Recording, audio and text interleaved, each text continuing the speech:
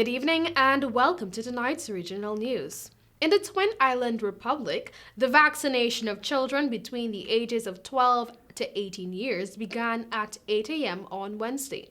This is a part of the Pfizer vaccine rollout geared towards facilitating the partial reopening of schools in the new academic year next month. Students will have to be accompanied by a parent or guardian to any of the 14 designated locations across Trinidad, and the walk-in system will run from 8 a.m. to 3 p.m. daily. Education stakeholders and parents have voiced concerns relating to the process as they anticipated long lines of persons wanting to be vaccinated. However, in Tobago, the Pfizer vaccines did not arrive on Wednesday. As such, the COVID-19 vaccination for students in Tobago has been rescheduled to begin on Thursday, the 19th of August 2021, owing to unforeseen circumstances.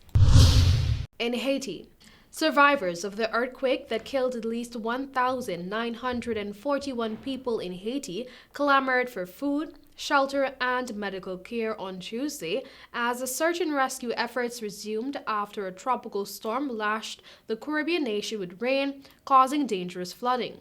Quake damage to several major hospitals hampered humanitarian efforts, and doctors in makeshift tents outside battled to save the lives of the many injured, including young children and the elderly. But they could not help them all. Flash flooding and landslides in the wake of Tropical Storm Grace, which by Tuesday afternoon had continued on past Jamaica, worsened the situation. Saturday's quake knocked down tens of thousands of buildings in Haiti. The latest quake also injured at least 9,915 persons, with many others still missing or under the rubble. The United Nations said it had allocated $8 million in emergency funds for the Haitians.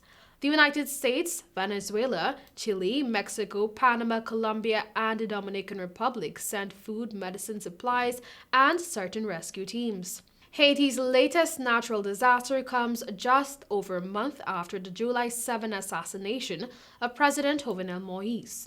Prime Minister Ariel Henry vowed to disburse humanitarian aid better than in the wake of the 2010 quake.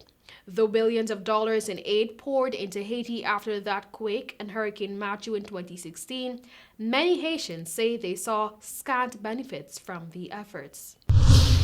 And in Cuba, the Cuban government has introduced new regulations on the use of social media and the internet, which critics say are aimed at stifling dissent. The decrees were published in the wake of the largest anti-government protests to sweep through the communist-run island in decades. People used social media to share footage of the demonstrations and galvanize supporters.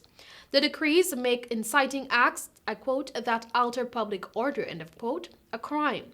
They also order internet providers to cut access to those who, I quote, spread fake news or hurt the image of the state, end of quote. Cuban officials said the new decrees were aimed at keeping Cubans safe from cybercrime. And finally, Venezuelan opposition politician Freddy Guerra has been released from jail 2 days after the government of President Nicolas Maduro and opposition representatives met in Mexico. Mr. Guerra had been arrested in July and charged with treason and terrorism.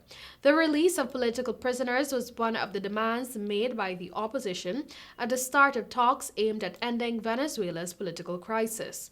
Guerra is expected to form part of the opposition's negotiating team. The 35-year-old broadcast a live video of his arrest on the 12th of July on social media.